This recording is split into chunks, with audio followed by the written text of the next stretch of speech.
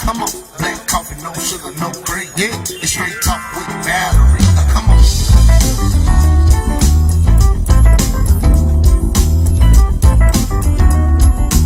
It's straight talk with Valerie.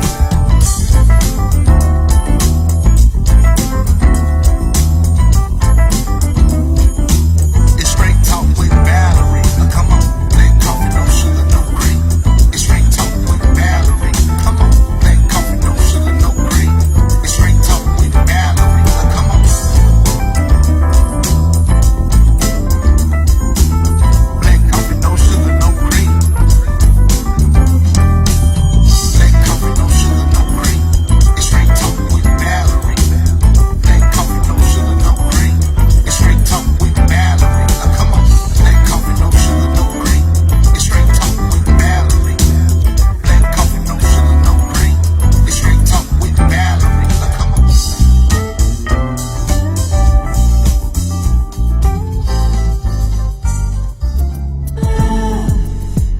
Sometimes you win, sometimes you lose. It can be a tragedy, love. It can be a mystery, or it can be a fantasy. But it can turn out to be perfect in love. Perfect in love. So real. Perfect in love. It's what I want to feel. Your love will be so true. Hey, what's going on, everybody? They brought the heat, didn't they? Like, it got hot real fast. And we have one of these hot, salacious topics tonight. You are listening to the Real Black Coffee, No Sugar, No Cream, Straight Talk with Valerie. And our Love and Logic segment is back. Say what's up to La Vida. We are back. Yes, we I'm are excited. back. Had that hiatus. As some of you know, my mother was deathly ill, and I'm glad that she did not transition and she is home, but I had to take time to take care of that. Yes, And yes. so I'm happy to be back on the air. And tonight, our topic is Don't Love Me to Death. You know, and we hear that phrase a lot. I love you to death. Right. I love you to death. But lately, some men have been loving women to death. So that's what we're going to talk about. We're going to talk about how in the world do you even love somebody to death? And different variations of domestic violence. Yes. I looked at a statistic and it said domestic violence affects 1 in 3 women Yes. across the United States. 1 in 3. So that means Somebody you know. We often tout the statistic that it's domestic violence, sexual assault is 1 in 3. Breast cancer is 1 in 8. So think about that's almost less than half, or more than less than half of the people that are surrounding you have either experienced a form of domestic violence or sexual assault, or know someone who has. So the 3 of us are sitting here. One of us knows or has experienced sexual violence. yeah, it has Domestic widespread violence. implications. Yes. Somebody in your Yes. city, Somebody your in the community, community, your workplace, your street, your church. Yes, yes, and that's in the space when you think about, domestic violence, that is rooted in power and control. The individual that is the abuser wants that power. They want to control your actions, how you think, what you dress, how you dress, where you go, and when they lose control of that, there's an outburst. It could be violent, it could be silent, it could be emotional, it could be manipulative, it could be all of those things. And identifying that. So when you talk about loving someone to death, identifying the level of intensity of that. That's where we miss those red flags. We don't look at flags. and it turns into fatality. And there has been quite a few fatalities. It has become a more commonplace Yes. now more than ever. Yes. And part of me wants to say, okay, that's because we have social media, we have cable, we have more media outlets, so we have access to more information at our fingertips. Yeah. Another part of me is saying this world is gone crazy.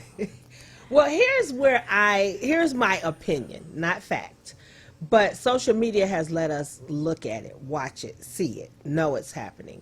But domestic violence has been a human issue for millions of thousands of years, right? As long as humans have been together. Remember, we used to see the cartoon of the caveman hitting Yes. his woman and Dragging her by and her we would hair. think, oh, okay. That's a funny cartoon. And we used to see, what was that, Captain Caveman? Remember the cartoon? And we would laugh. But domestic violence in that space has been going on and has been perpetuated. Social media lets us watch it. And we look at some of these rappers and some of these high celebrities that even our young people follow, like this Christian and Blueface. Oh, yeah. My Lord. Okay. What so- is wrong with them? And you saw where her dad, And he punched it. Like, it is, but we get to see that. If there was no social media, how would we know that? we would not see We would it. not see it. We would not see We would it. not see it. So that's where we think of it now. Oh my God, the world is going crazy. No, it was quiet. It was in the home. Also, Val, when we were growing up, what were we told? What happens in this house Stays in this house. We did not talk about domestic violence the way that we talk about it. We did not talk about sexual assault the way we talk about it now, because it affects all of us. And it is not just happening in a vacuum, but we now know statistically, evidentially, that when a child witnesses that, it becomes their norm or it becomes their action. Yeah. You know, And it's sad. It is really, really sad. it is sad. And I must be very transparent in saying I used to be one of the ones like, I don't see how they could take that and this, that, or the other, until I became more educated and more aware of the various forms Yeah. that it has. Yes. You know, it's not just physical abuse, it's emotional. Yes. It's financial. Yes. You know, there are Yeah. several forms. Yeah. Sexual. Yeah. And here's the thing. And we talk about this, and we've talked about this before. The love bombing. No abuser comes straight out day one on first date and punches you, right?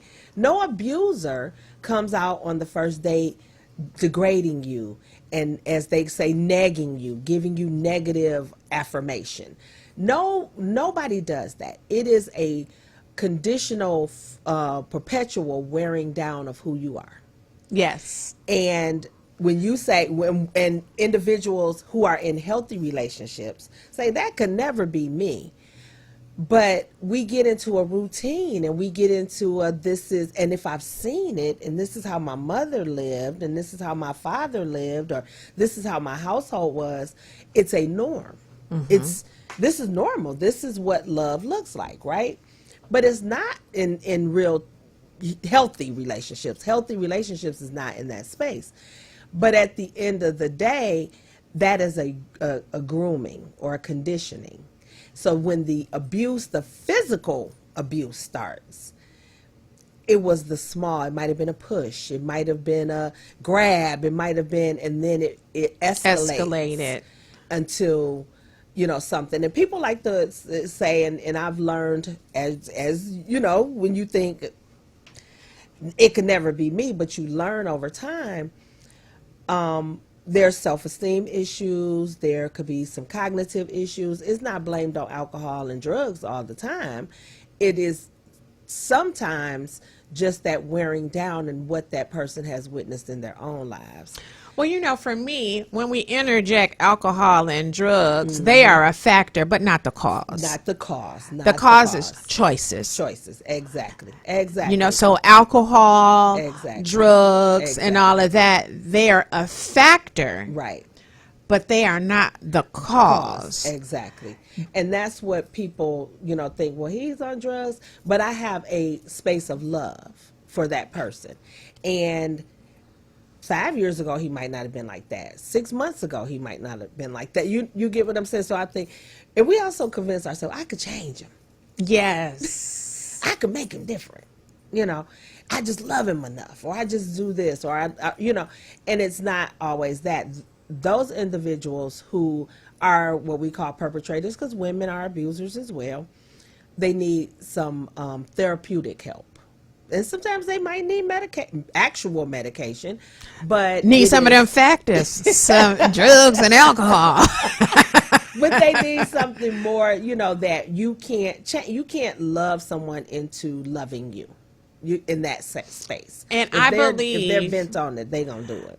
that as women being nurturers, we feel like we can nurture that person. And by nature, we are emotional and men are physical. Yeah. Anyway, even just by looking at a woman, and that's what attracts them versus Yeah. we want to feel the love. Yeah, And that's exactly, kind of what exactly. attracts us.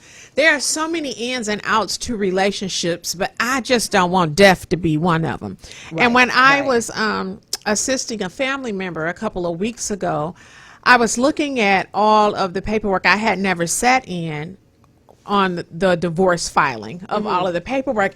And I said to myself, well, damn, you signed one piece of paper to get married and you signed 100 To get divorced. to get divorced. One piece of paper to get married. Is that marriage license? That is it. Those divorce papers you're signing and signing and signing amending and and signing. confirming and yes. reaffirming and- So it's easy to get in and it's hard to get out regardless. Yeah. And I just don't know for the life of me. People say red flags. Some are blaring, some are subtle. Like you said, you can be groomed. But sometimes the signs are blaring, Yeah. Yes. but we feel like we can change them or they're going to change Because of us. And because of who us. we are. Yes. So that leads me into this first video. A young lady, Ashley Harden, she was in Rockford, Illinois, and I became privy to this situation because my sister was friends with her, Yeah. and she sent this video clip. So Marquise, can you roll the clip? People are going to call me crazier and wonder why I did what I did. Deception. Stop dealing in deception with people. When I met Ashley, I was openly polyamorous. I slept with women. I was upfront about it. I told her about my anger issues. I told her about my felony. I told her about prison. I told her about being controlling, violent, everything. I gave her every opportunity to walk away. I gave her every opportunity to be honest with me, but instead she chose to constantly deal in deception. And I'm tired of it, period. And a lot of the deception is far beyond her. It comes from the Rockford fucking Black Church. When I met her, she had just stopped fucking a pastor in his church. In fact, she's fucked with like 4 or 5 pastors here in Rockford. And it's not just her. The Rockford Black Church is corrupt as fuck. They protect these predatory pastors. They give them money. All these fucking pastors around, they got all these goddaughters and young light-skinned girls that they taking on trips to other countries and to all these concerts and church this and that. And you stupid people in Rockford pay the tithes and offerings to pay for this shit. I know countless women with evidence that have dealt with these fucking black pastors here in Rockford, and y'all go for it. One of the worst motherfuckers is Ronald Alexander. Look in his phone. Look in your daughter's phone if he's if your daughter go to his church. Look in her phone. E.J. Parham. I don't know how the fuck he became a pastor, and everybody know he used to buy pussy on Broadway almost every fucking day. Bishop James fucking his own granddaughter. And all this shit is always rumored about in Rockford, but it gets swept under the rug. And then another bad one was Larry Hamilton, Ashley's ex-husband.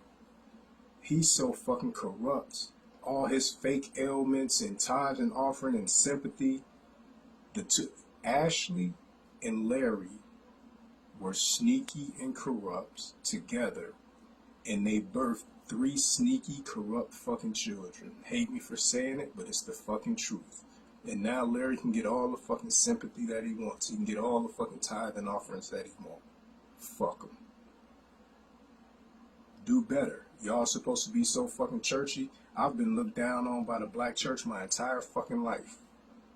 When me and Ashley first announced that we was fucking around, my blood fucking cousin, Lynn Washington, go try to warn her on Facebook. Why? Well, here's your... So, that young man made this video. Now, he said he told this young lady everything about him. Her family knew everything about him. That wasn't his first rodeo with his behavior, aggression, and all of that. And she still got into a relationship with him. After he made this video, he went and killed her. They found the zip ties and the machete. He killed her. And then he turned himself in. He did not run. He was cool with what he did. And he turned himself in. He also said that wasn't his first rodeo with being in prison. She knew he was in She prison. knew all she knew about all him. his business. Yep. But she did not leave. So the question becomes why? Like, some of the red flags are subtle. Right. We know that a man can control a woman sexually, keep her cash poor so she's unable to move, physical abuse and stuff like that. This wasn't none of that. She knew. She knew. He didn't hide anything. Why in the world do you think? Now, this is how he got her out the house. He went to the house with a gas can, and her kids were in there. So he started walking around the house pouring gas and said he was going to light the house on fire. So she said, no, I'll come out. And so she came out, and that's how he got her. Yeah. In my mind, I'm thinking, well, if he said all of this and you were nervous, why you ain't had no gun? Now, this in Black Coffee mind. Like, I would have came out, bop, bop, bop, bop, bop, get away from around my house. Yeah. But that's me. And as I said in the earlier part of the show, I had to start looking at things through different lenses. Everybody don't think how I think. Correct. Right? So everybody not going to say, well, I'm going to have this gun, and when I come out the house, soon as on sight, will have that meaning on sight, because you have told me and proven to me that you will do something to me. So now you're going to have to really catch me off guard, but you can't catch me at my house. I'm going to be on guard at home. But you got to think about the conditioning of it all, right? So what we would think, or what people would say, I would do this or I would do that. You don't know in You those really don't know. situations and circumstances what you're going to do. When we think about, and even in cases, there was a situation recently in our hometown. In those cases, we don't know what is transpiring with people, what is happening. We don't know what our mind is going to do in that moment. At that moment. Her going out there was like, I'm going to protect my kids because I know what he potentially could do, right? But at the end of the day, she probably thought, we're going to have a conversation. That's really probably what she thought. He acting up. He knows because of the power and control and the manipulation, and I told you the grooming of it all. He knows what words to use, how to use them, what to say to get her to move and be motivated to come outside unarmed, unprepared, and not calling 911 like this man is trying to set my house on fire. He knew what to do. And of course, we don't have her side to say, well, this is why I made that move, or this is why I did what I did, or he said something in particular to get me to come outside. And she might not have been a person of violence. 9 She times might out of not have 10, been a no, person that's of how violence. he knew what to do. He knew So what to we do. do have some testosterone in the room with us. We got Meech. So tap in, Meech. When you see what he did, you heard what he said, and you're privy to what he did, what do you have to say about that? Well, I haven't really got. I only just heard pieces of the story, Mm-hmm. so I really ain't got 100% in tune on exactly the whole situation. So it might be a few questions I might gotta ask you just to get an understanding Okay. of Fire away. exactly what happened. So basically, from what I heard was she was cheating on him with the guy at a church, or Well, she was, so long story short, she was married to a pastor. Okay. The one he said was so corrupt, the Larry Hamilton. okay, So she left Larry to be with this guy. okay, This guy tells her all of the things all of the red flags. I've been to prison. I'm in a polyamorous relationship. I've done these things. But she chose to go ahead and get into a relationship with him.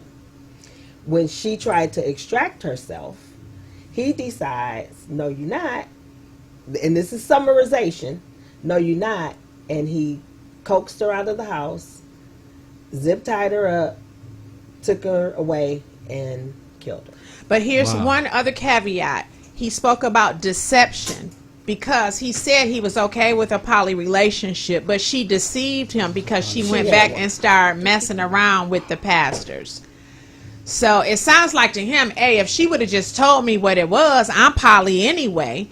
You know, maybe I would have been okay with her messing around. But the deception is what he said was a major cause of him Going doing that what route. he did. do y'all know why he was incarcerated though, or how much time did he do?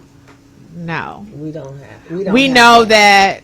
But he says in that video, and if you see the whole clip, he says in the video, she knew I had been to prison already. And his family And his members family warned told her. don't get involved with him. So what do you think? Now let me put this question out there. Yeah.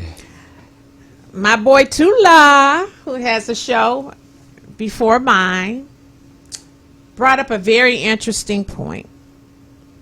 That it seems men are this way because when they're raised by a black woman, a single black woman, they take on the emotional characteristics of a woman, but still have the aggression of a man. And those things come together, and that's when they just lose it. Do you agree or disagree with that statement, Meech?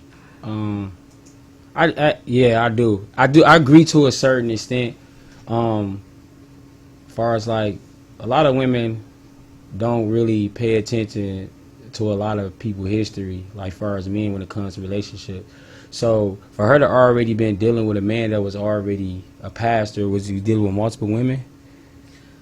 Or it was just he wasn't a pastor. He was the woman that was dealing with the pastor. She was married to She the was pastor, married had to 2 him. kids by him. They divorced, and she started dating this guy, but yeah. apparently went back and was messing around, so he says. Okay, but yeah, I definitely believe that where it comes from, like when we dealing with our urban community, when a lot of parents is not in the home, when the father is not involved and the mother is not involved. I did time in prison, so I seen it a lot where single mothers raise their child, and even in there dealing with it, they do deal with a lot of emotions, and they do take on a lot of feminine ways from their mother that they didn't learn from their father because their fathers wasn't in the house. So when they do date if it's not going their way, they gonna pick up the traits that they learned from what they seen from their mothers. And that's the emotional thing that they bring out instead of being taught well by a man and say, hey, if things not going this way, this is the way that you're supposed to handle it, take care of it. It's a bigger way than going about it. Because what that man did is going on a lot. Yeah. Yeah. Yeah, it is. It is. So, Michi, how do you feel about that? I'm going to say it again. A man raised by a single black woman takes on the emotions of the woman, but still has the aggression of a man. And those things combined become deadly. I 100% agree with that.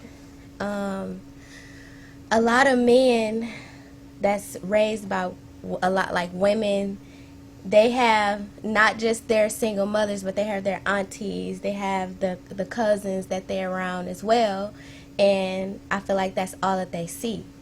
So when they're dealing with women, they have these feminine emotions, and they're showing it off when it comes to like arguments or other things. And when they are arguing, they can get more aggressive. And some men even see their mothers, their single mothers, being what do you call that? They see their mothers being hit on, stuff like that. So they think that it's okay because their mothers accepted it and they're not doing anything about it. But sometimes it's kind of weird because when their mothers is going through it and they see another man touching their mothers, they get aggressive. But then it still spills inside of them because when they get in relationships, they're doing the same thing that happened to their mothers because at the end of the day, she still accepted it. Yeah, that's true because, I have asked a few men that I knew were violent and aggressive with women, would you want your daughter to date a man like you? And I tell men that's aggressive, I say, don't have a daughter because karma is real. I never approved of that ever in my life, and I never grew up around it. Like my mother was married. They still lives married. My sister's 26. They've been married 26 years now. I never experienced that in my household, and that's not how I was never raised. And I tell men all the time, they say, "Oh, yeah, it's okay," and all that. But like I say, when you dig deep into a man's history in his life on who his mother was, because once the mothers get tired, who they send you to? Another female, which is the grandmother, like she said, the auntie. So it's a constant cycle of women that constantly keep going on when it comes to black men, and they think and feel that that's okay to do that. Oh, if you ain't doing this, I need to put my hands on you.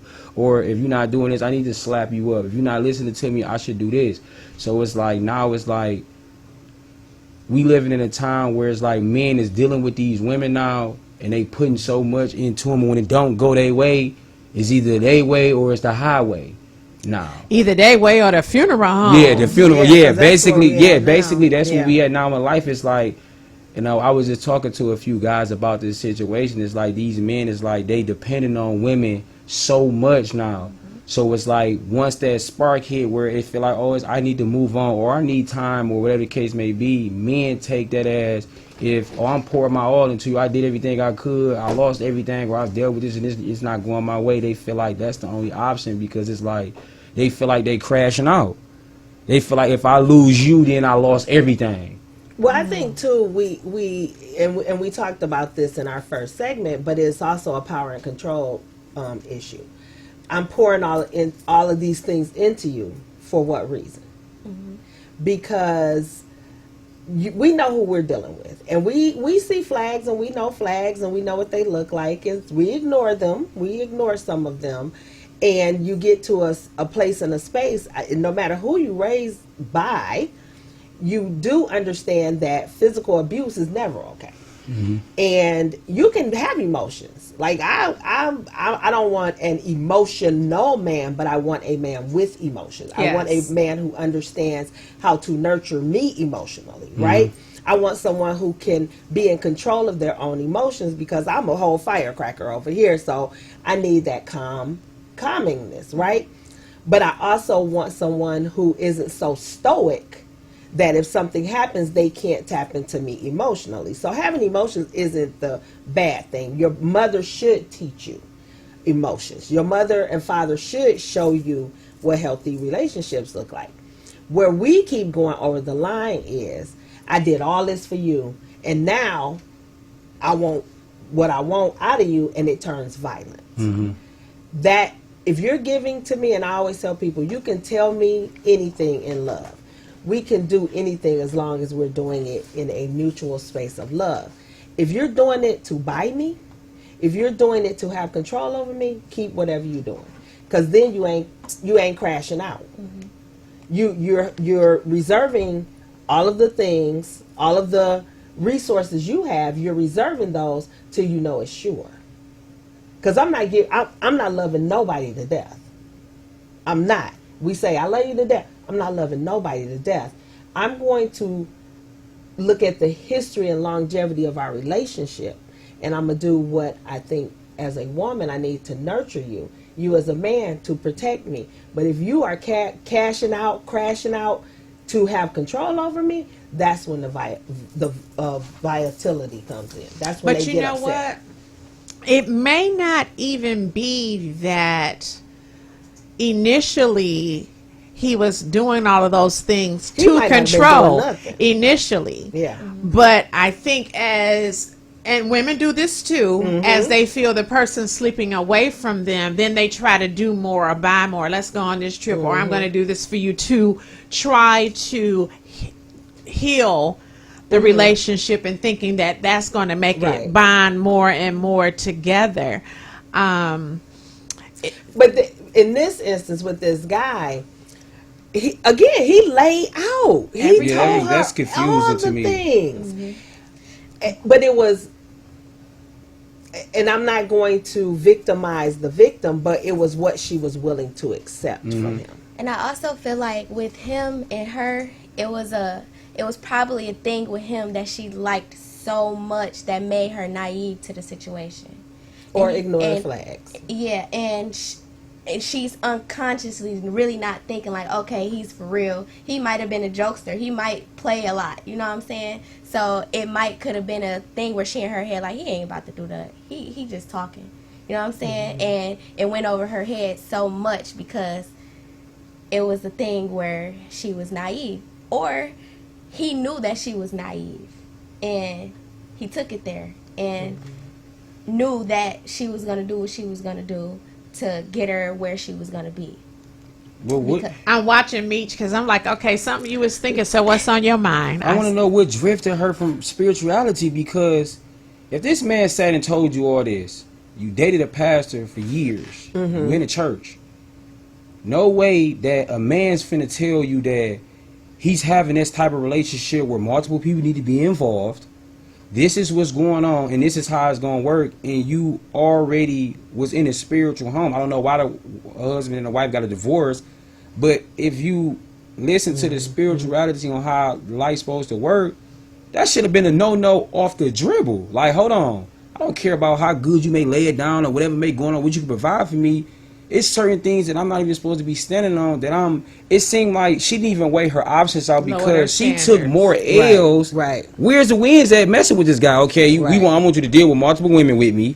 I've been to prison, or this maybe I got anger problems. It's like issue after issue after issue after issue, and you still allow yourself to say, hey, I'm still finna deal with this man because of one option. I don't know what that option was, but it's like, where did you lose your spirituality at in this whole situation? This man, I don't want to call people the devil, but he had some devilish ways, and he brought that to the table, and also the family telling you the same thing. One thing about relationships is this: man, the mother and the grandparents tell you something, you need to listen. They not gonna sit in like, especially when it comes to like, it's multiple things that they just not gonna. Sometimes you can be like, okay, y'all picking on him now. But my mom always told me when I used to get in trouble in school, oh well, the same schools keep saying this. Everybody ain't lying on you. Everybody just not gonna lie on you. You know what I'm saying? If your whole family sit here and telling you as a black woman, like, hey, you made the wrong decision to deal with it. I love my son to death, but this is wrong. And you just, I don't know, he pushed a cold game. And another thing too though, it's like, we scared of it, but we all need it, is the therapy. Growing up as black in urban communities, a lot of parents don't push us men to talk about a lot of things. And when I did my time in prison, I learned that talking to people can really save a lot of problems. But only thing you have to do is you have to talk to people that's on a different level, that want to see you win and succeed and not crash out. Because you can't go run and talk to somebody and guess what they're going to say? I'll go with you, bro. Encourage I'll you. help you. Yeah. She did you wrong. Let's roll. Let's burn the whole house down and the kids. But you have to talk to somebody that say, hey, slow down. Let's really think about what you're doing before you do it. Because I'm going to tell you, and it's a true thing. There's two things that a person do before they commit a crime. They're either going to talk to you for you to talk them out of it, or they're going to talk to you for you to come with them and encourage them to do it. So you have to always have those people in your contact that's going to talk you out of a situation before you do it. Somebody could have talked that man out of doing that, but he was probably talking to his buddies and saying, yeah, y'all. I get the impression he was hell-bent on doing what he wanted to do, what he was going to do. And I get the impression that I agree with you. And I always, look at both sides of the coin. I agree. There was something in her that was attractive. That was attractive. I left my church. I left this. I left that. And she may have been having marital problems. And we know in the black church, you stick it out or you get out. And many of, in the past, I would say in the olden black church, you were there no matter what. He was cheating, he was doing that, you stayed married. She got a divorce and maybe she didn't have another option. She ran into him and he was attractive and that's what happened. But again, laying out all them flags, that was attractive to her. Because if you walked up to me and said, I've been this, I'm polyamorous, I'm this, I'm this, I'm this, that's a no-go for me. But that's me. So something within her that was a welcome. That's 70 times 7. Like, oh, well, 70 times 7 for one thing.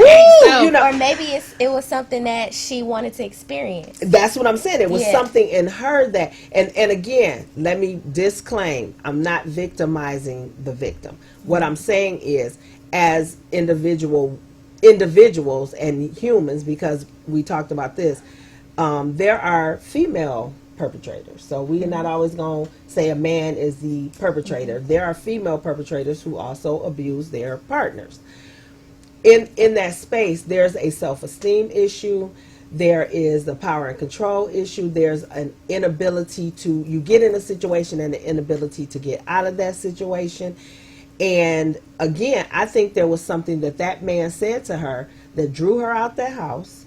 And she thought she had a handle on that situation, and it went completely out of control and context because she was trying to get away from him at the end of this thing. So let's take a look at this. So I have this video clip, and we were talking about, well, why didn't she leave? So this is a clip from the Steve Harvey show, and it's a woman who was a victim of domestic violence, and she got back with the guy and did not leave. So Marquise, roll this clip. Let's see what they have to say. What do you say to people who say you're naive? First off, I understand. I understand those people because I was once, the same way. I never understood why women got back with men that abused them. I did not take Kyle back immediately.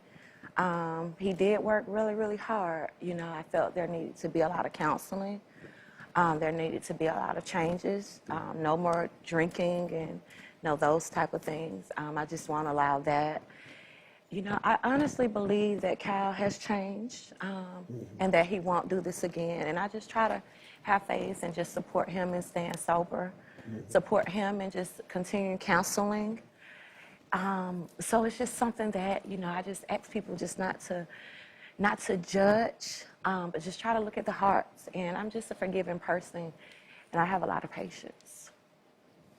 Well, I want to hear from someone who understands abuse from a psychological perspective. Stacey Kaiser is a licensed psychotherapist who's worked with battered women as well as their abusers and understands these relationships. Stacey, Kyle and Marika, they believe that this chapter is behind them. Can a couple ever put this behind them? I have seen it happen. Once in a while, it goes behind people and there is no more abuse. But there is something that I heard both of you say that worries me that I want to point out to you, because it isn't just you, I hear it all the time. It's that line of, it wasn't me, or that wasn't him. It was you. It was him. And when we say that it wasn't, it takes away the accountability on ourselves and makes it harder to fix ourselves. Even if it was the first time, most people do it again. If they don't have proper long-term counseling, they go back to that dark place that feels like it isn't them, and it is them, and they do it again. The second red flag that worries me is the diamond in the rough personality.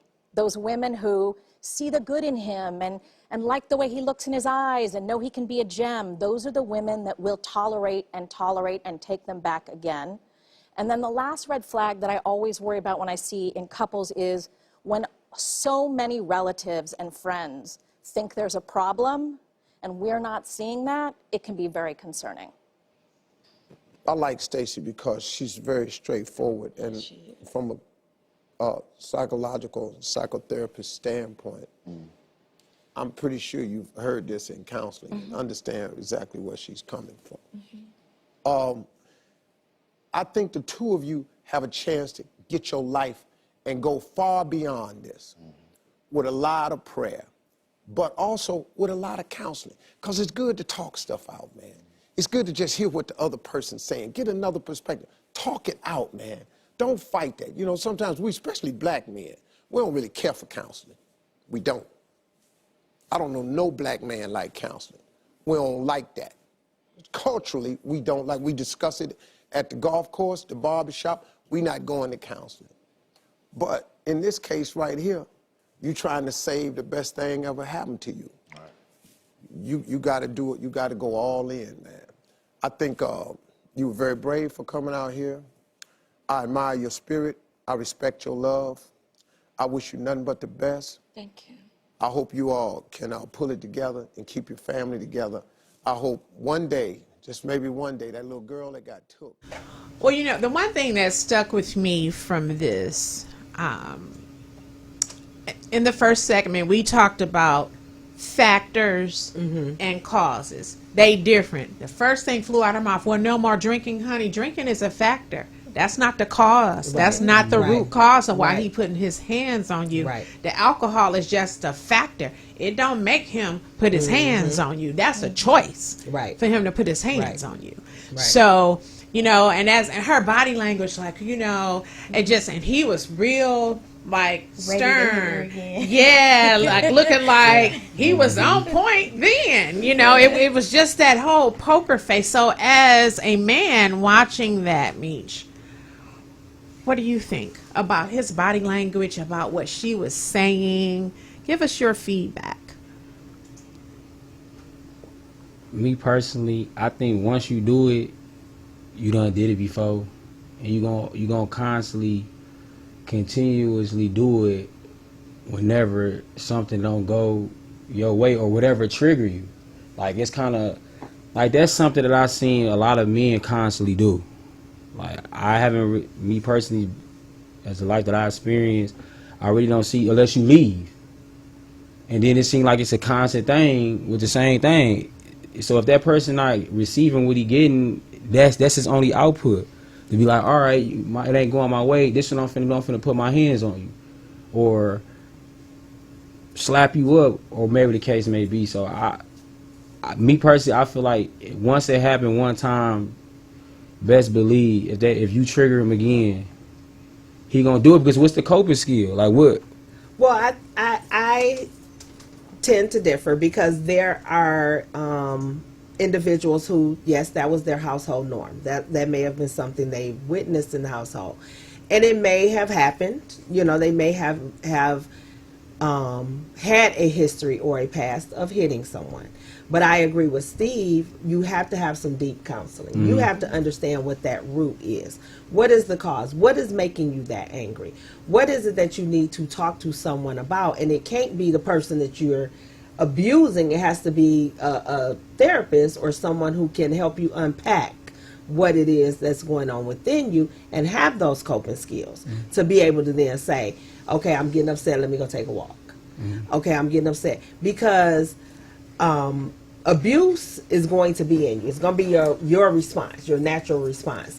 The way that you combat that is, what do I do to keep myself, my emotions, my emotional behavior in check? I don't care how heated the argument gets, how mad it gets. So I don't ever want to discount or discard anybody because they've had that history. And even thinking about people who have been incarcerated. If we said that once you did something, you always going to do something, then we're throwing people away. What I do say is, if you are not committed to your own healing, then yeah, you will return to that. But I don't want to just blanket everybody that, oh, they had a past of abuse and they're going to continue to abuse. If they take those steps, they can get help. That's why they have programs for abusers, and some abusers willingly go into them, and some are mandated to go into those. It's two things though. It's two things though that you gotta realize as a man. If you don't, like he said, the biggest change is this: you have to take responsibilities for your actions. Right. And I'm gonna tell you another thing. This is how I changed the scene. Me as a young black man change. You have to find another coping skill to overdraft on why you're doing what you're doing. Like if you put your hands on a woman, you got to find something that's gonna ease you. Right. And they don't have to. We ain't saying violence. It could be something positive, or it could be something that drifts you away from in that dark place. That's the two things you have to do in order to change your life. You have to accept responsibilities for your actions and take accountability for you, and you have to find another coping skill in order to say, hey, if you get into an argument with your wife or whoever the case may be, hey, she know that this is what we gonna do. I'm leaving. Now I'm not coming back for an hour, and you're gonna let me leave. Yeah. Or it could be anything. Or he might need to go to the gym, or might need to go boxing in the basement. He have to find something that's gonna be like, okay, this is what ease my pain before I put my hands on you, or where the case may be. Like, So And with, go ahead. so with this situation too, like how you were saying earlier, how women can be the aggressor. I also feel like not every relationship that a man is in that he puts his hands on a woman, because a woman could be very disrespectful to a man to the point where he feel like that's all he have to do. And so when she allows this and she's there and they make up, and she allowed it the first time, they make up, okay, this is the woman I can put my hands on. That's basically what some men can be saying in their head, like, okay, we did what we did, we're arguing, then it's another occasion, they arguing again, and this time he put his hands on her 2 times or 3 times worse than what he did the first time, because at the end of the day she still accepted it, and then now she's still here. But even after that woman, say he kill her or she leaves, even after that woman, a man is only going to do what you allow. So A person, and I hate the blanket, but Right. a person is only Yeah. going to do as much as you allow. Exactly. I completely agree with that, but I also think that in any situation or relationship, you are responsible for you. So if you are the batterer, you are responsible for the things you're doing to the person that you're abusing, that you're battering.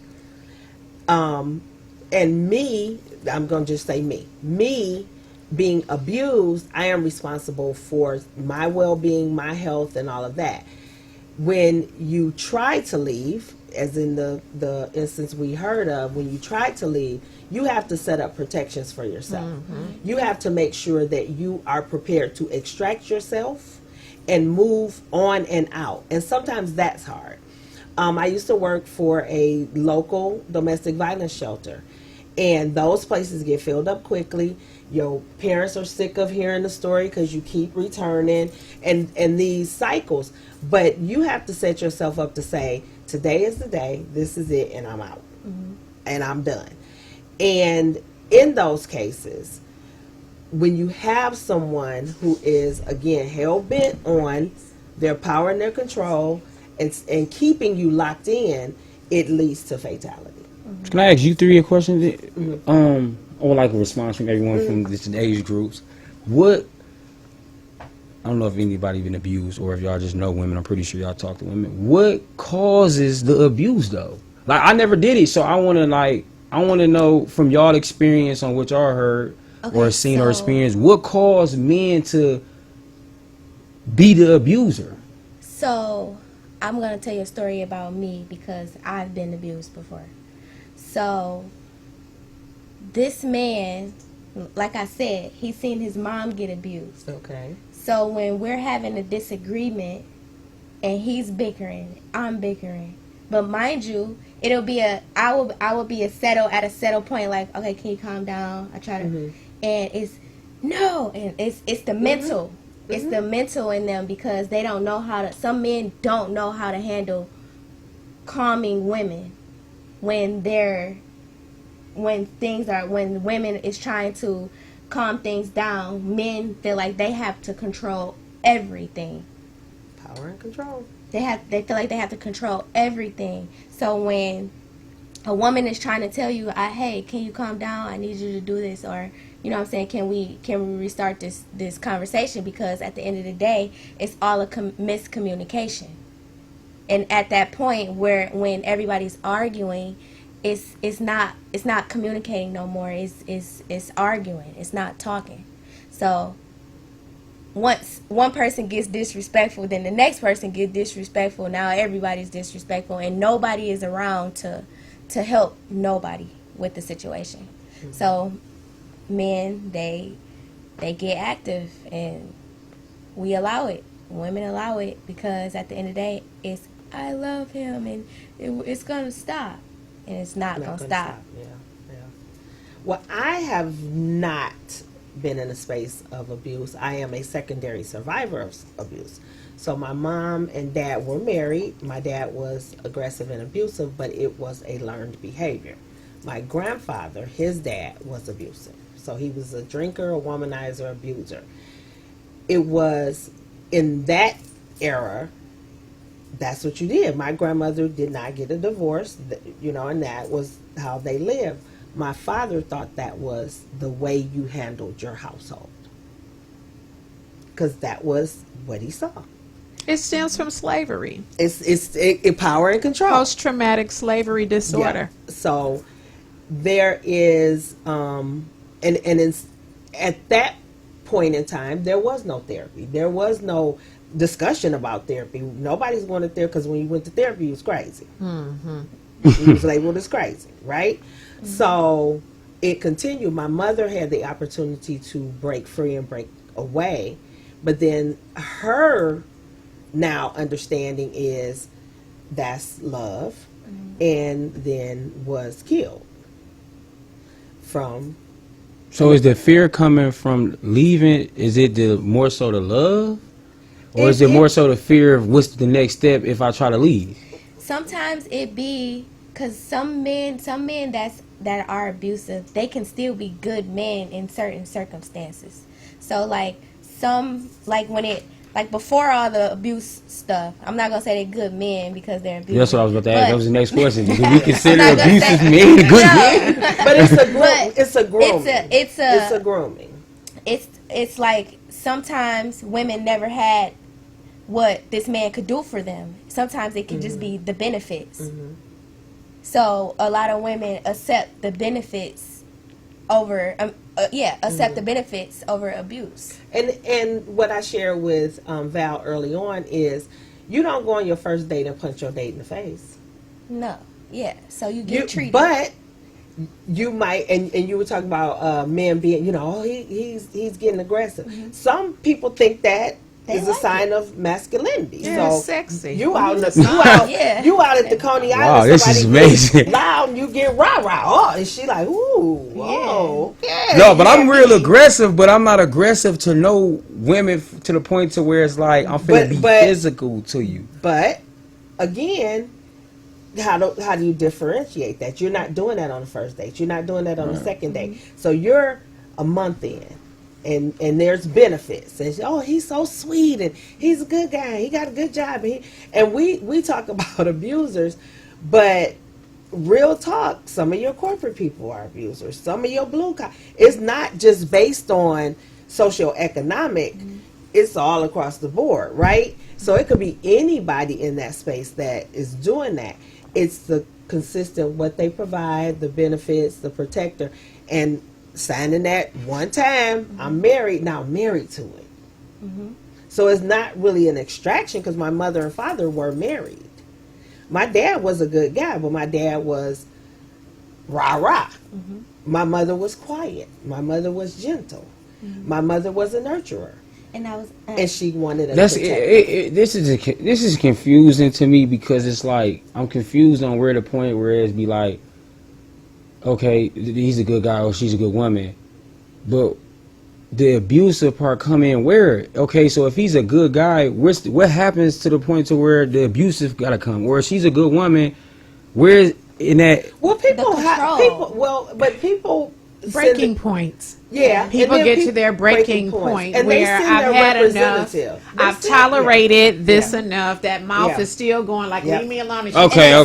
So it might just be something small. So get pushed to a breaking point. I feel like sometimes everybody thinks just physical is abuse. No, it's verbal. It's verbal. It's financial. It's financial. Yeah. So it's like, say a guy and a girl is arguing, the girl is just cramming at a man, oh, you need to go to hell, or you need to do this, and you're this and you're that, and calling him names, knowing his background or where he come from, and that could trigger him and give him flashbacks. So then he's like, all right, now I'm about to take this out on you because, you know what I'm saying? You're talking too much. I done told you to be Just quiet. Be quiet. Yeah. Well, And see, my again, experience power and is control. different because the women in my family were abusers. I didn't come from a line of men that abused women. My mother was the abuser. My grandmother. And I'm not saying for no reason at all. Like my father was a womanizer, and my mother would catch him. And then her consequences would be bust you in the head, or whatever. She was the that was aggressive my mother. one. My mother was aggressive. And so I didn't, and so that's what I learned. So when I got in relationships and had disagreements, I had to learn how to talk things out because I want to crack your head because that's what I know. Like, oh, you hurt me and you disrespected me by doing this. So now I'm going to hurt you because this is what I know to do. Right. Yeah. So we're going to take a quick musical break. And then when we come back, I'm going to talk about manipulating the correction because that's what happens a lot. So Marquise, take us to a musical break. You've been listening to The Real Black Coffee, No Sugar, No Cream. And we are calling this segment, Don't Love Me to Death. We'll be right back.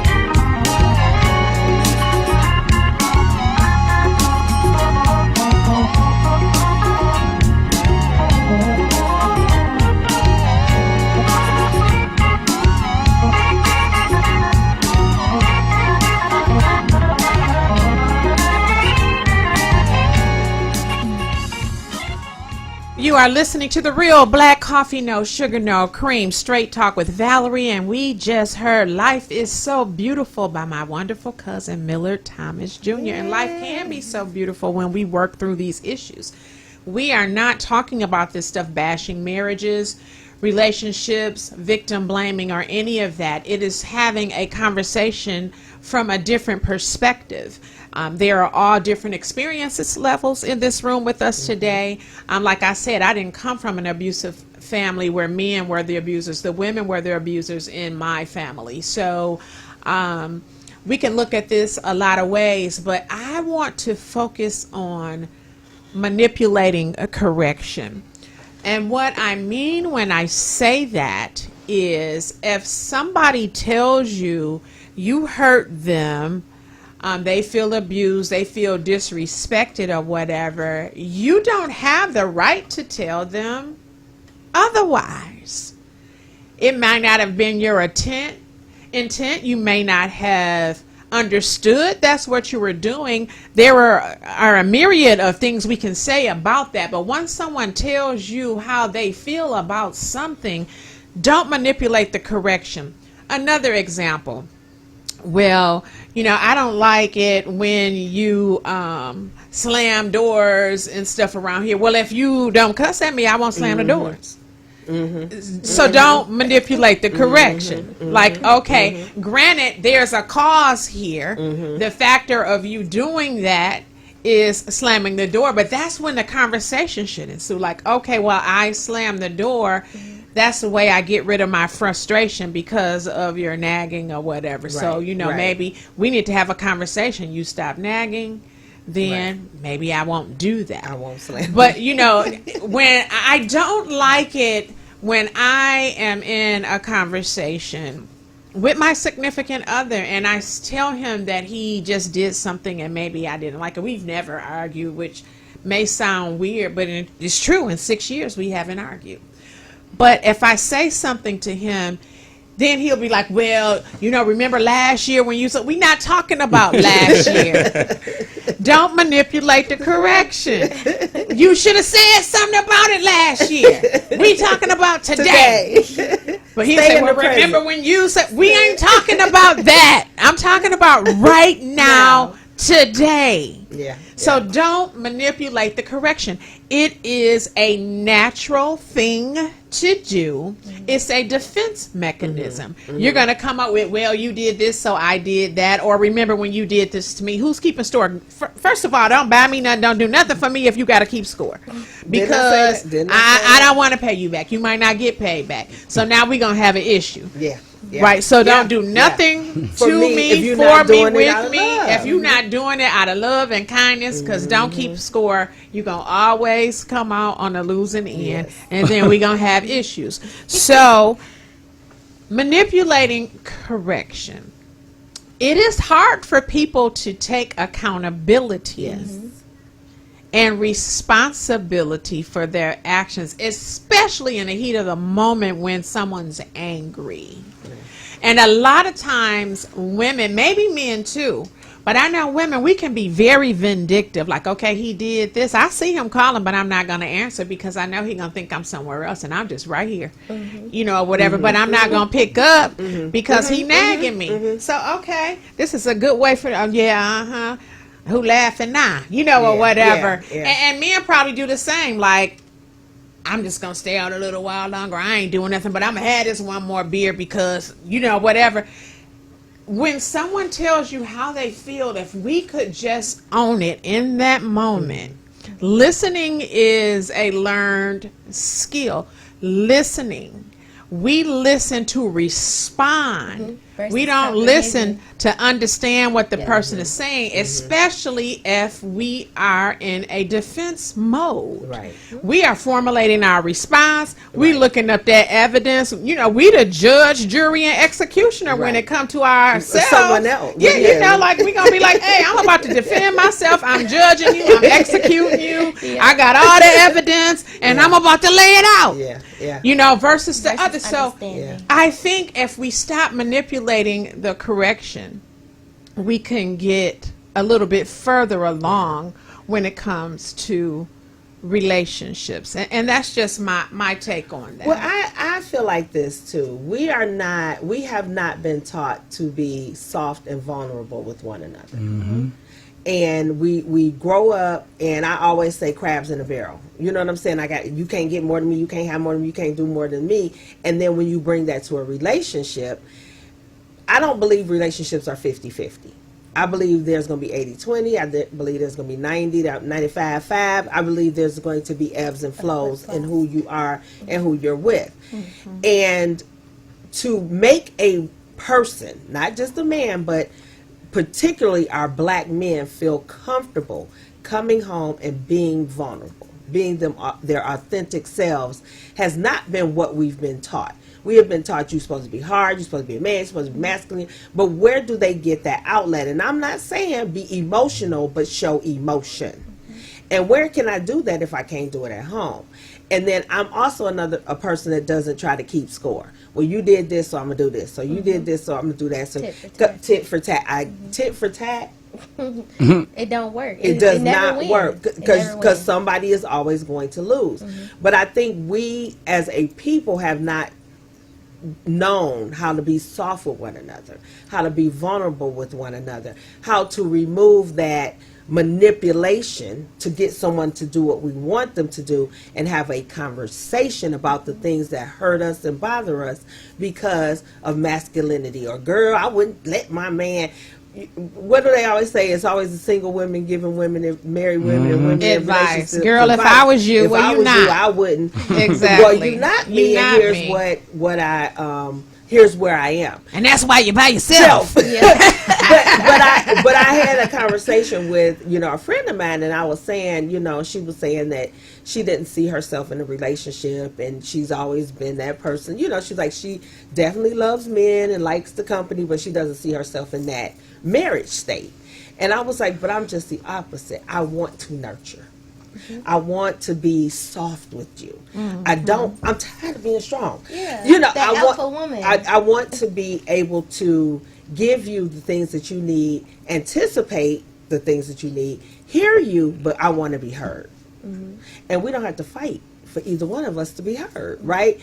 But we've been taught, and I mentioned Blueface and Krishan. Why do we have to be toxic in order to be together? We can be soft and be in love and be gentle. And I will tell you, those 26-year relationships, those 6-year relationships, somebody is being soft. Because you're not going to sit in that without somebody getting hurt. You gotta humble yourself. You got to But humble see, yourself. This generation nowadays, they're so like open book. They're so social mediatized. They don't have any guidance when it comes to anything, because like even me, and because I'm in this generation, so even me, like I had to literally, especially like growing up, not really having conversations about relationships and just having to learn on my own. Like I see that our generation don't really have guidance when it comes to that, and they think that the toxic is sweet. Yeah. Until somebody crash out, or until it's to a point where they now, because you have social media, now you being bashed by the people that actually do know the real deal and how it's supposed to go. Right. And you have to lean into people who have had strong and strengthened relationships. There was a couple, and I can't think, it's an older couple, and they went viral. Their granddaughter was showing their relationship and how they were in love, but at one point he was cheating. And she said, we had to work through that, and she was like, I had to recognize the things that I wasn't doing correctly as a wife, and then he had to recognize what I needed, and I had to, and it was that give and take. I was married for 27 years. We were separated for 12. But we became really good friends. But in hindsight, we had that conversation. Now, in the midst of it, we were bickering and fighting because we were young. But when we got to that point and we had a conversation, I had to own up and admit there were a lot of things that I did toxically, because even though I saw good relationships, I didn't know how they got there. Yes. And I didn't take time to hear you. I was waiting to respond. Yep. I was waiting for my turn to tell you this, and you should, and then it just drove that wedge. Going forward in my current relationships, I probably overtalk. I'm like, "Are you good? What's going on? What you need? You know, tell me what's going on. How you feel?" Because I don't want to get to a space where I'm not heard, and that comes with growth and my own self-esteem and therapy. Because yes, I go to therapy, but then also understanding that everybody is individual and no man fits into every man box, right? So you have these traits and these things. I have to appreciate you for exactly who you are, where you are, and if it doesn't fit my future, Then that's what it is. good meeting you, and not take every flag as, oh, I could change him. Oh, I Yeah. can make him better. Because That I feel potential, like- being married to potential, you And can't do that. I feel like trying to change somebody will never work. It's not gonna work. It's never going to work to change somebody. Now, you can compromise, but you can't change no one. So that's like, you dealing with a snake. You know you're going to get snake. Right. So it's like, right, if you dealing with this person, you know who they are. That's what Right. it is. You accept it. right. Or you don't accept But it. manipulation doesn't work, or trying to correct somebody through manipulation only works for that instance. People don't learn from manipulation. No, they don't. People learn from change. They learn from creating new habits. They learn from hearing and talking. And a lot of our men, a lot of humans no longer talk. We text. How do we communicate? We text each other. There's tones can be missed in text. Yeah. Intent can be missed in text. Intent can be missed in email. You have to hear a person and listen to a person and talk with a person, and again, be vulnerable. Well, for me, in the relationships that I have been in, once the relationship ends, I might say, well, I'm never going through that again, or I don't want that anymore in a relationship. But it took a while for me to figure out, well, what do I really want, though? I know what I don't want, and that's based on past experience. I don't want any of those things. Right. But what do I really want? And then I had to write that down, right? And make sure that I was prepared to receive it, right? There are a lot of young girls that say, well, he gonna do this for me and he gonna do that, and they don't have nothing. Like, well, wait a minute now, you don't have nothing, so you expect him to come in, and that's where the head cracking come in. You don't have nothing. He paying phone bill, nails done, hair done, doing And every single thing can't get for a meal, you. can't get the house clean, Can't get get one thing Yeah, there you in go. return, and then you want to just pop off. Yeah. Right. Yeah. And I'm not justifying, but I'm saying I know what I bring to the table. Yeah. Yeah. And it ain't crumbs. Yeah. Yeah. Yeah. You getting a whole meal Yeah. when I sit at the table. And some dessert. Right? Yeah. And so I know I had to prepare myself to be able to receive. And another thing, stop looking for it to be packaged a certain way. If you would have asked me 6 years ago if I would be with a cowboy, I would have told you no. I'm like, I get allergic smelling hay. I just adore the penthouse view, or whatever. Right, so right. I wouldn't be. I'm going to the rodeo Saturday. Got my yeehaw hat on. I'm ready to go. But I never. And so, we have so many expectations laid out based on facts, what I've been through. And also fictitious stuff, what I Romanticizing. imagine. Yep, Yes. romanticizing. And so we miss out on a lot of opportunities based on that. So, Val, it's so funny you said that. So, a really good friend of mine, I'm not going to say his name, he's married, but we had a vision board party, right? And he was talking to the group, and it was a mixed group. And we were just talking, I'm throwing out questions and everything. And he said, you know what? He said, ladies, let me say this to you. You miss out on a good thing because you are attracted to the 70 and you throw away the 30. He was like, that man could have a job, a house, a car, a boat, a yacht, and you looking for 6'2", tall, dark, and handsome, and he 5'8", and you immediately say no because he ain't packaged the way you want him to look. But that 30% is gonna be 100% on your team. We was all like, what writing it down. Yeah, We like, because oh, that's oh, real. because we're looking for a romantic image, right? Do you treat me well? Do you wash up? I mean, do you clean up? We've seen Can it we- though. It seems like it's always gonna be like, I can't. Well, perfect is perfect, but it's like, as y'all say, like when they just be shooting to look for something, it's either gonna be this or it's gonna be that, and then that's where the option coming. Well, I not deal with this, and then just like you say, you deal with that man that got that boat, that house, that car. But is he about to treat me the way that I want to be treated? Exactly. Is he gonna love me the way that I'm gonna love? Is he clean? Do I really want to deal with a man? And that comes to where I was talking to a few of my guys about, like, that's why I was asking my homeboys, like, why do y'all cheat? Like, what's the real reason on why do y'all do that? Not trying to jump off topic, but this is basically on the same thing. Because, like, say for instance, okay, you might really love this woman or whatever the case may be, but it may be that big thing that you stand on that she might not be giving you. And that's why I tell a lot of guys that I deal with that's in relationships, or women that I may talk to that's in a relationship, you have to really figure out what that person may be big on. Say for instance, you dating a guy and he be like, well, I'm big on physical touch. You don't give him that physical touch, guess what he might do? He might still love you in all those other directions, but he finna go find somebody that's gonna give him that big thing that he's looking Right. forward to. Oh, well, I'm big on communication. Okay, well, she give me everything, but I'm about to talk to TT when I leave the house because she gonna talk to me like I need to be talked to. You know what I'm saying? So It's like opportunity. So and choices. you know what I'm saying? So it's like dealing with that. It's like when you date somebody or trying to talk to somebody, the biggest things you have to really dig into is like, what is this person really, really big on? Because as me, I'm big on certain things in a relationship, and that's just Right. what it is. Right, and but you have to I feel. communicate that, right? Yeah. So in the beginning, when I first met her, I told her, like, this is what I'm big on. Like, I'm big on communication. I like to talk. I want to kick it. Woo, woo, I'm big on boo, boo, boo, boo, boo, boo, boo.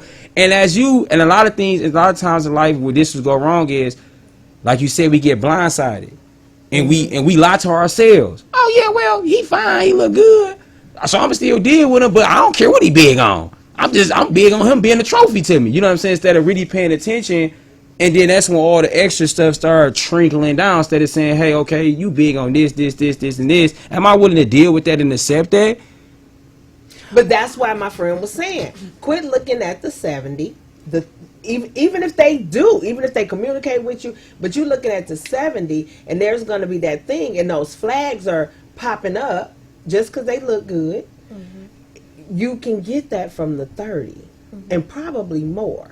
But you're so stuck on what it looked like, or what it comes as, or what they have, and those are the individuals who use that manipulation because they got all the things that you are physically or emotionally attached to. When you're initially dating somebody, you meet somebody, and it's a getting to know each other phase. So once that little honeymoon phase passed, if we're still not talking the way we were talking then one of us is going to have to break that ice. One of us is going to have to say, hey, we ain't been kicking it or chopping it up the way what's going on, what are the things? And they might say, well, I don't like, we went out the other night and this happened or that happened. You have to be open to hear feedback, not criticism, but feedback. And we get defensive when somebody says, I don't like the way you ain't open that door. Yeah. I like when the door is open for me and you walk through and slam the door and And then also, The only reason why I looked at her like that because, like, she would say stuff to me certain times, like, "Oh yeah, you just did it." Like, well, her, she's different because she just has outbursts, like, "You ain't did it." I'm like, "Hold on, sir. What are you talking about? You supposed to walk out first. How you let me?" Right. You know what I'm saying? Right.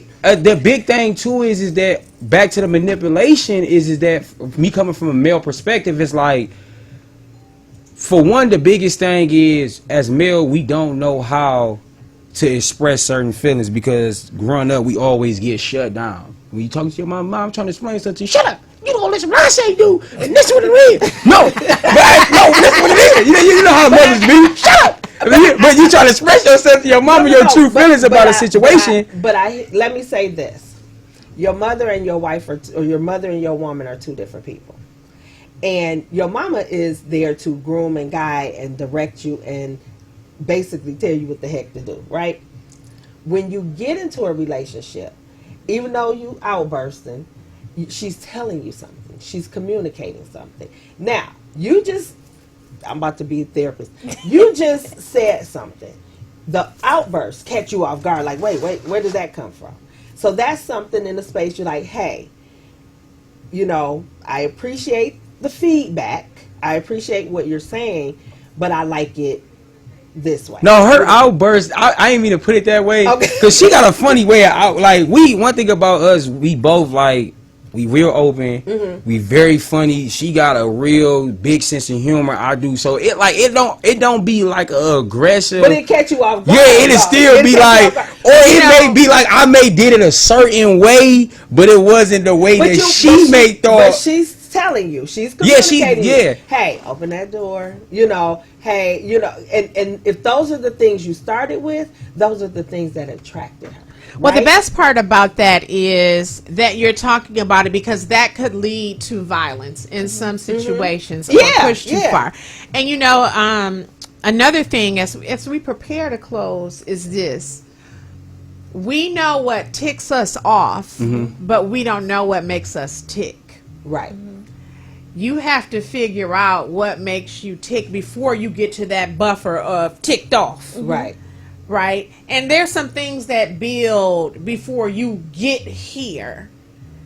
I had to figure out that for myself. I knew what ticked me off, but what makes me tick? Yeah.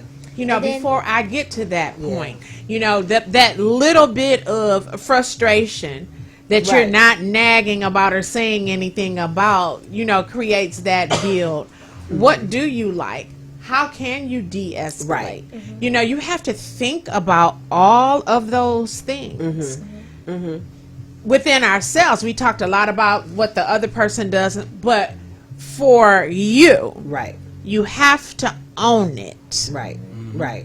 You have to get to the root cause of what makes you tick, good and bad, because alcohol, her outbursts, and all of that other stuff, those are factors that assist you in making the choice to talk, put your hands on them, walk away. Those are choices, but there are factors. And we have to get to that point, and we cannot ignore those factors. If you are starting to feel a certain way in a relationship, don't ignore that. Because when you start ignoring how you feel and that person is ignoring how they feel, then that ends up being a blow up, and then the man's emotion and aggression collide, or the woman's. And now we have a crime scene. And I've done this and I put up with this, that, or the other. And sometimes, and it might sound strange, but it's real coming from me. This is how I feel. Forgiveness creates that.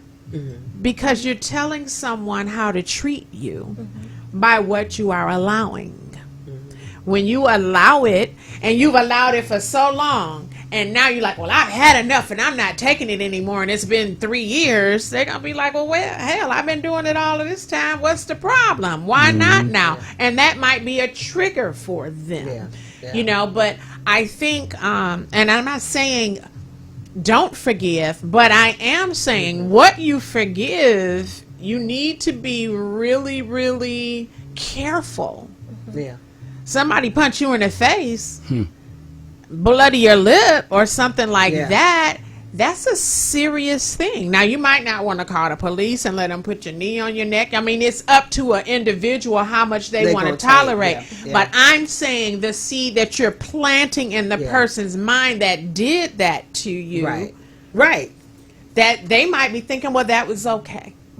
And Michi said that, what you allow to happen continually, they're going to keep doing it, and it's going to escalate.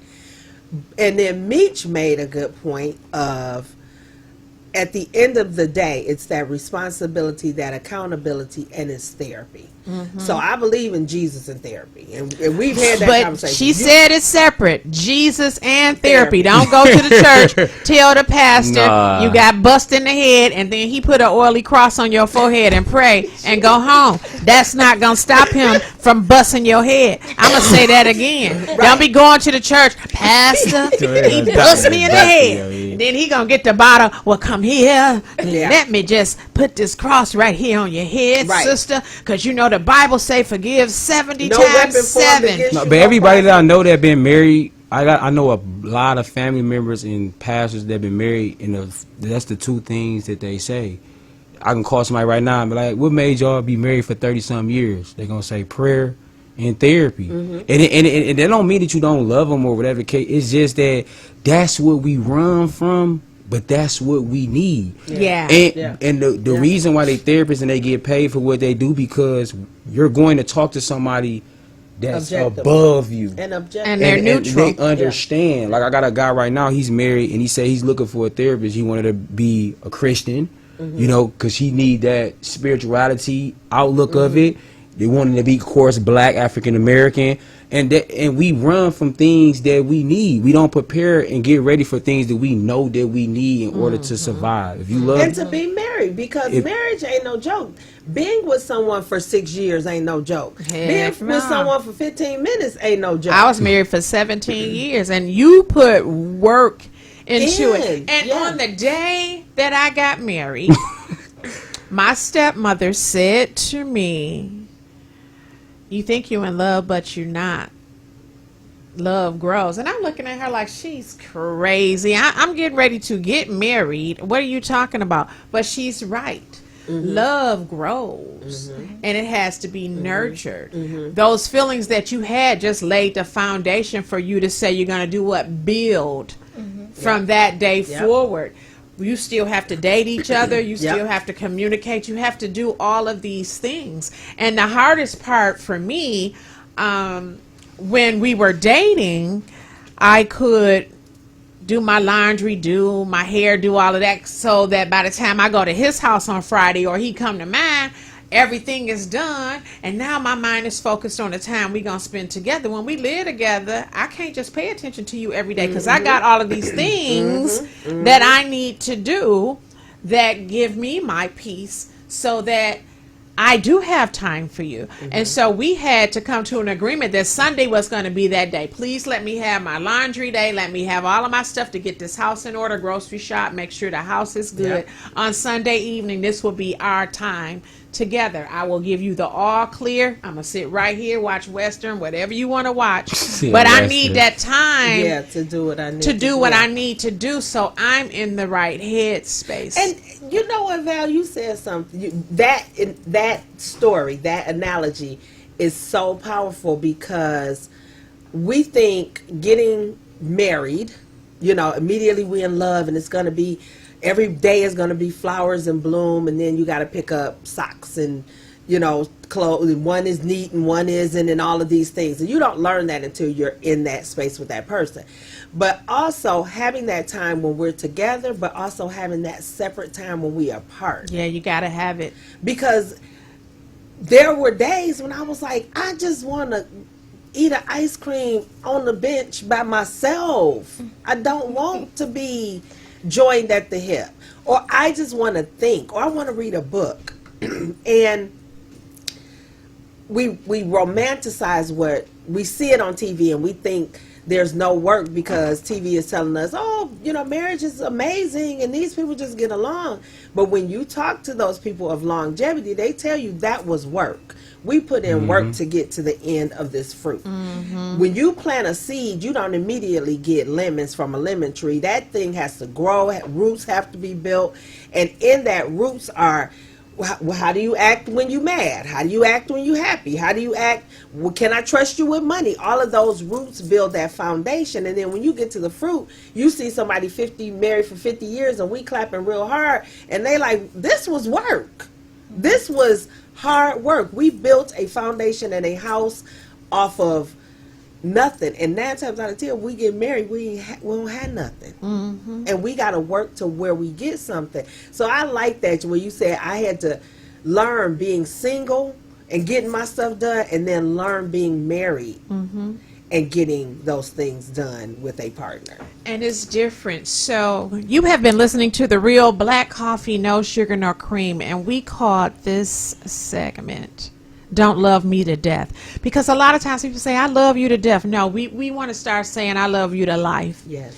Too many women and some men. I remember a lady drove to Florida with a diaper on Yes. to kill Diaper. her Yeah. man. Yeah. You know, so Yeah. don't love anyone to death. Love them to life. And if you get to the point where you feel like you're loving someone to death, get some prayer if you believe in a power higher than yourself, and some therapy and some help. Something's wrong with that, because you should love yourself enough. If you don't want to spend the rest of your life with someone, you shouldn't want to spend the rest of your life in prison as a result of them. Yes. And so something's wrong with that, and you need to get some help. If you are a victim of domestic violence, you can also call the National Domestic Violence Hotline, 1-800-799-7233. Again, 1-800-799-7233. We're going to prepare to close. So, Meech, would you like to have some parting words to our listeners and our viewers about this particular segment? Keep your prayers up. If you in a relationship, do what's right. Communicate with each other. Love each other. Go to therapy. Even if things going good, that's the biggest thing. We always think that therapy is for bad things, and it's not. It's always good to just hear each other out, listen to each other, feel each other, and understand. Marriage could be happy all the time. If there is powerful and good relationships, know the person that you're dealing with. Give that person that time to understand you, and vice versa. And like I say, therapy is a big thing. So most important, keep God first and receive that help. And that's coming from a young man, Yes. under 30.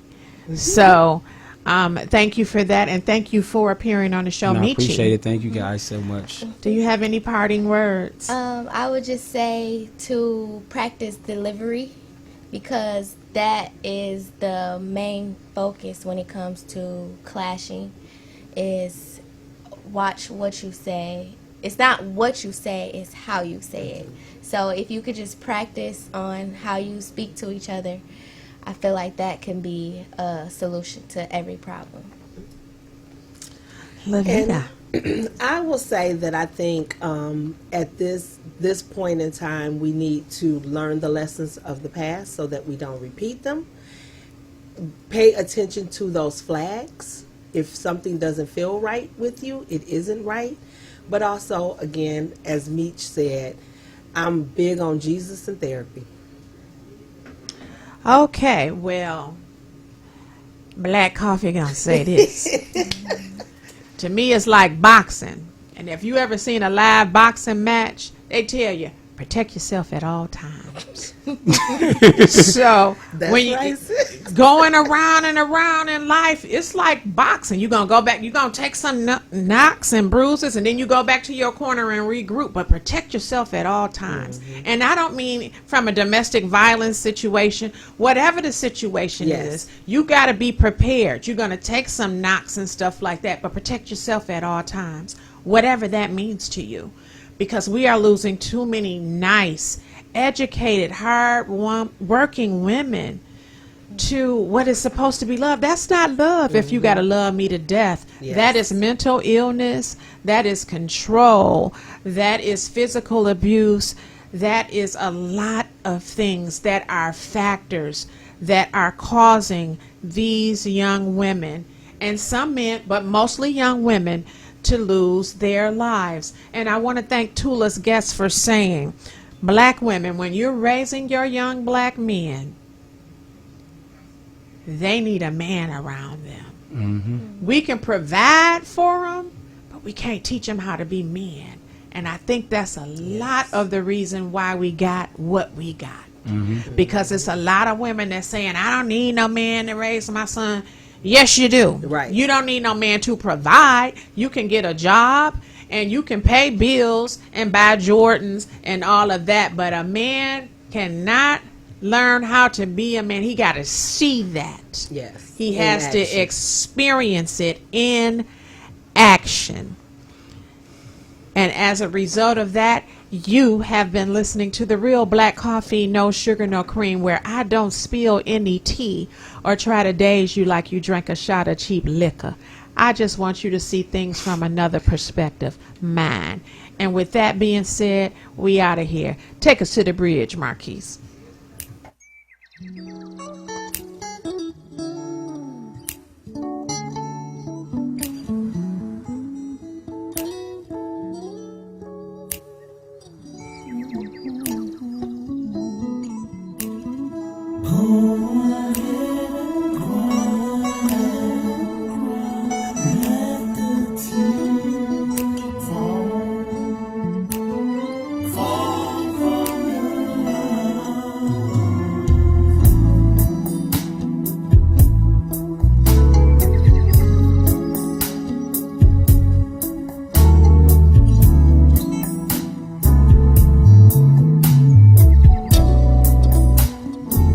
Listen now, tears can make your season change. The tears can tell the story of love and pain. The tears can be like rain that falls from the sky. Watch the flowers bloom in your life. So don't be scared to cry. Don't be ashamed to let the tears let the tears fall from your eyes. So don't be scared to cry. Don't be ashamed to let the tears let them fall from your eyes. When the seasons change, don't be scared of what the change may bring. It may bring sunshine, then again, it may bring you rain. And if the changes seem like a storm,